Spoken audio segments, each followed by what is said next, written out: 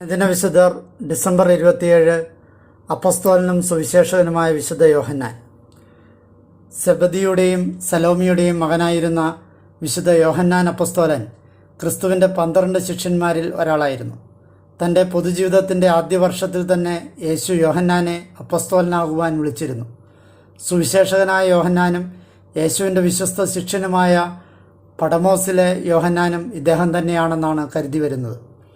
വിശുദ്ധ യോഹന്നാൻ്റെ മൂത്ത ജ്യേഷ്ഠനായ മഹാനായ വിശുദ്ധ യാക്കോബും ക്രിസ്തുവിൻ്റെ 12 ശിഷ്യന്മാരിൽ ഒരാളായിരുന്നു. ഈ സഹോദരന്മാരെ യേശു ഇടിമുഴക്കത്തിൻ്റെ മക്കൾ ബൊവർണഗസ് എന്നാണ് വിശേഷിപ്പിച്ചിരുന്നത്. ഏറ്റവും അധികം നാൾ ജീവിച്ചിരുന്നവനും രക്തസാക്ഷിയാകാതെ മരിച്ച അപ്പസ്തോലനുമാണ് വിശുദ്ധ യോഹന്നാൻ എന്നാണ് വിശ്വസിച്ചു വരുന്നത്. വിശുദ്ധന്മാരായ പത്രോസിനും യാക്കോബിനുമൊപ്പം വിശുദ്ധ യോഹന്നാനും മാത്രമാണ് ജൈറോസിൻ്റെ മരിച്ച മകളെ ഉയർപ്പിക്കുന്ന യേശുവിൻ്റെ അത്ഭുതത്തിന് സാക്ഷ്യം വഹിച്ചവർ. ക്രിസ്തുവിൻ്റെ ഗത്സമനിയിലെ യാതനയ്ക്ക് ഏറ്റവും അടുത്ത സാക്ഷിയാണ് വിശുദ്ധ യോഹന്നാൻ. ശിഷ്യന്മാരിൽപ്പെടാത്ത ഒരാളെ യേശുവിൻ്റെ നാമത്തിൽ പിശാചുക്കളെ പുറത്താക്കുന്നതിൽ നിന്നും തങ്ങൾ വിലക്കിയ വിവരം വിശുദ്ധ യോഹന്നാൻ മാത്രമാണ് യേശുവിനെ ധരിപ്പിച്ചത്.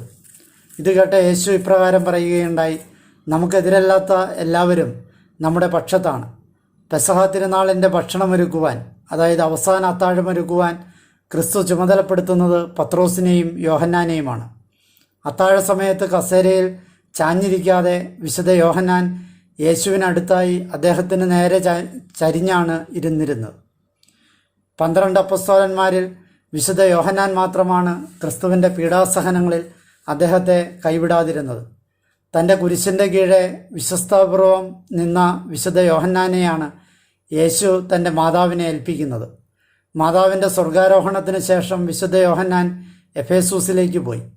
സഭാ ഐതിഹ്യമനുസരിച്ച് റോമൻ അധികാരികൾ വിശുദ്ധനെ ഗ്രീസിലെ ദ്വീപായ പടമോസിലേക്ക് നാടുകടത്തി. ഇവിടെ വെച്ചാണ് വിശുദ്ധൻ വെളിപാട് സുവിശേഷം പുസ്തകം എഴുതുന്നത്. ആദ്യ നൂറ്റാണ്ടിൻ്റെ അവസാനത്തോടുകൂടി ഡൊമിഷ്യൻ ചക്രവർത്തിയുടെ ഭരണകാലത്ത് റോമിൽ വെച്ച് വിശുദ്ധനെ തിളയ്ക്കുന്ന എണ്ണയിലേക്ക് എറിയുകയും വിശുദ്ധൻ പൊള്ളലൊന്നും കൂടാതെ പുറത്തു വരികയും ചെയ്തു. അതിനാലാണ് വിശുദ്ധ യോഹന്നാനെ പടമോസിലേക്ക് നാടുകടത്തിയതെന്ന് പറയപ്പെടുന്നു. കൊളോസിയത്തിൽ ഈ അത്ഭുതത്തിന് സാക്ഷ്യം വഹിച്ച എല്ലാവരും ക്രിസ്തുമതത്തിലേക്ക് പരിവർത്തനം ചെയ്തുവെന്നും പറയപ്പെടുന്നു. ഡൊമിഷ്യൻ ചക്രവർത്തി അറിയപ്പെട്ടിരുന്നത് ക്രിസ്ത്യാനികളെ അടിച്ചമർത്തുന്ന കാര്യത്തിലായിരുന്നു. പുതിയ നിയമത്തിലെ യോഹന്നാൻ്റെ സുവിശേഷങ്ങളുടെ രചയിതാവ് എന്ന നിലയ്ക്കാണ് വിശുദ്ധ യോഹന്നാൻ കൂടുതലും അറിയപ്പെടുന്നത്. പുതിയ നിയമത്തിൽ ഇതുകൂടാതെ വേറെ 4 പുസ്തകങ്ങൾ കൂടി വിശുദ്ധ യോഹന്നാൻ എഴുതിയിട്ടുണ്ട്. 3 അപ്പസ്തോലിക പ്രവർത്തനങ്ങളും ഒരു വെളിപാട് പുസ്തകവും. യേശുവിൻ്റെ പ്രിയപ്പെട്ട ശിഷ്യൻ യോഹന്നാൻ്റെ സുവിശേഷങ്ങളുടെ ഗ്രന്ഥകർത്താവ് എന്ന് പറയപ്പെടുന്നു. കൂടാതെ യോഹന്നാൻ്റെ സുവിശേഷം 21 അധ്യായം 24 വാക്യത്തിൽ യോഹന്നാൻ്റെ സുവിശേഷം പ്രിയപ്പെട്ട ശിഷ്യൻ്റെ സാക്ഷ്യങ്ങളെ അടിസ്ഥാനമാക്കിയുള്ളതാണ് എന്ന് സൂചിപ്പിച്ചിരിക്കുന്നു. എന്നിരുന്നാലും ഇവയുടെ യഥാർത്ഥ എഴുത്തുകാരൻ ആരാണെന്നതിനെക്കുറിച്ചുള്ള ചർച്ച 200-ാമത്തെ വർഷം മുതൽ നിലനിൽക്കുന്നു.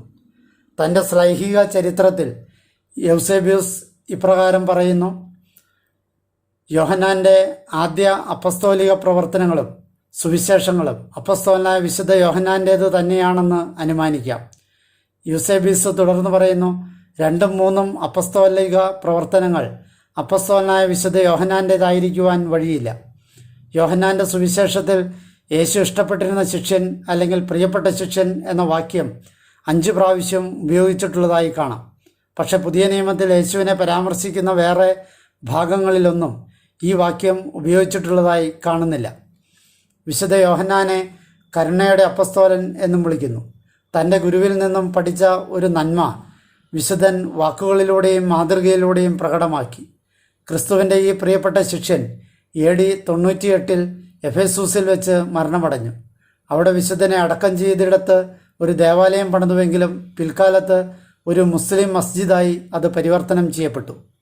വിശുദ്ധ യോഹന്നാൻ സ്നേഹത്തിൻ്റെയും വിശ്വസ്തതയുടെയും സൗഹൃദത്തിൻ്റെയും ഗ്രന്ഥകാരന്മാരുടെയും മധ്യസ്ഥ വിശുദ്ധനായി കരുതപ്പെടുന്നു.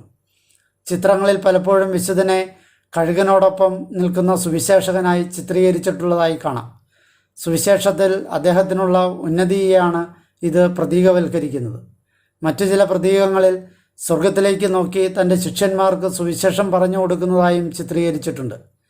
The church of Jesus Christ of latter day വിശുദ്ധർ പറയുന്നത് പ്രകാരം വിശുദ്ധ യോഹന്നാന് യേശു അനശ്വരത വാഗ്ദാനം ചെയ്തു എന്നാണ്. കൂടാതെ 1829 വിശുദ്ധ യോഹന്നാനും പത്രോസിനും യാക്കോബിനുമൊപ്പം ഉയർത്തെഴുന്നേൽക്കുകയും അപ്പസ്തോലിക തുടർച്ചയായി പൗരോഹിത്യം ഭൂമിയിൽ സ്ഥാപിക്കുകയും ചെയ്തുവെന്നും ഇവർ പറയുന്നുണ്ട്.